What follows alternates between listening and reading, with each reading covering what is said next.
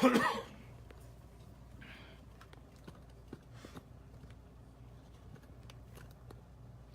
morning. This is Shades of Green radio show on KDWN 720 AM and 101.5 FM, the only FM talk radio in La Valley. Our show is produced by the Green Alliance and sponsored by NV Energy, and I'm your host, Paul Ira. Today's guest is Jennifer Lewis, the Public Information Officer from Nevada State Contractors Board, who will be discussing construction and contractors. Also in studio today is producer Annette Bubak, who will be broadcasting this episode on Facebook Live. Listeners to this program might have questions. If you do, call us at 702-257-5396. That's 702-257-KDWN.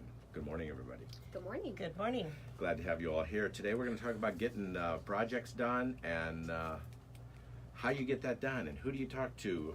So tell us a little bit, Jennifer, about the Nevada State Contractors Board. Who are you guys? What do you do? And when did you get started?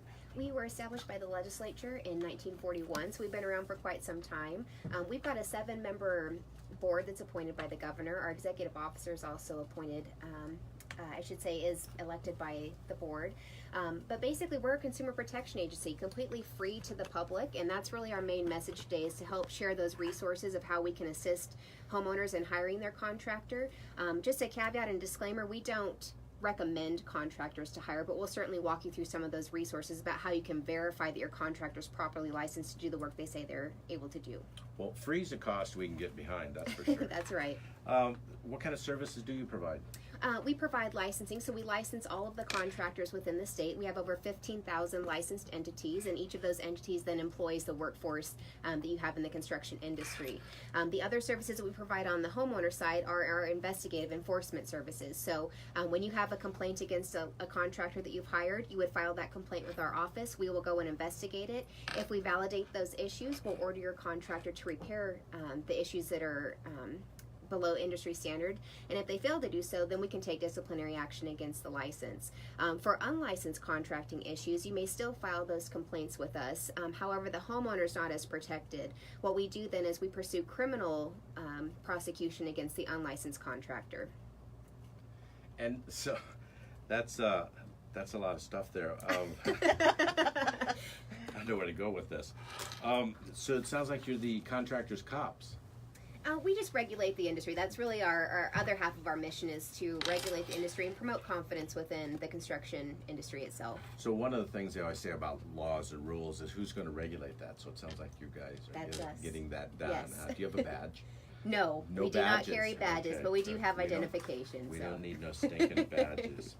So let's talk about contractors. Who are the contractors that you're regulating and certifying and licensing? We regulate all contractors, from your specialty trades, such as maybe just water heater installations, all the way up to your commercial builders, so people that are building the stadium. So any trade in between, we regulate and we license everybody. So this isn't just residential, these are all contractors? Correct, residential and commercial. Any construction, as we say, the MEPs, mechanical, electrical, plumbings. Absolutely. How about landscapers? We do have landscape licenses.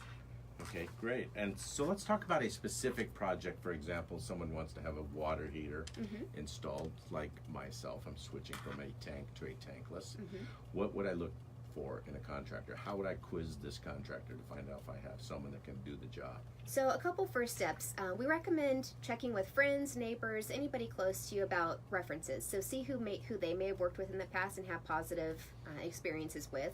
Once you have that information, ask for their contractor's license number. It's important to note that a contractor's license is different and separate from a state business license. And this is often where the unlicensed individuals will take advantage of homeowners because they claim to be licensed but actually don't have a contractor's license, which comes with the protections of the board. So once you get their contractor's license number, which is typically 5 digits long, you'll go onto the board's website or call our office, plug it in, and then you can see their complete license history. So you'll see if they have an active license, if they have any disciplinary action. You can look at their monetary limit, their bond information, their physical address, everything that you would need to know to make an informed decision. You said monetary limit. Are there different levels of contracting licensing? There are. Upon applying for a license, a contractor can request whatever limit they feel is appropriate for the work they're going to perform. Through our licensing process, we review financial statements and look at the kind of wherewithal, the total wherewithal of a contractor to ensure that they can support that license limit. So they're not engaging in work beyond the limits that their financial capabilities allow them to. So as long as they're approved, their monetary limit basically is a per contract price that they can engage in. What are some of those limits, just to get an idea? They can be What's all the the way up lowest to a limit? limited 10,000, I believe, is the lowest. 10,000. So I believe 10,000. two guys in a truck could probably get a license for 10,000. Correct. But if you're going to be building a home, then you don't want two guys in a truck with a $10,000 limit. No, sir. What kind of a limit would you look for? Again, the limit just needs to support whatever your contract value is. So if you are building a home for $200,000, your contractor would need to have a minimum limit of $200,000, assuming that's your general contractor. Your subcontractors, if there are individual separate contracts, so maybe you hire a plumber for $10,000, then each individual contract that you have would just have to have a limit that supports that contract value. So this sounds like a lot of work checking all these contractors out. Who would you have do that for you? It's always recommended the homeowner do that themselves. But like I said, if you don't have the means to do that, you can simply give us a call if you have a list of the license numbers that you have. The information is readily available, so it's just a matter of clicking a button, typing in the license number, and you get a full page printout that you can then look at. Excellent. Well, we're going to talk about that a little bit more when we come back to Shades of Green on KDWN. We'll be right back. Great.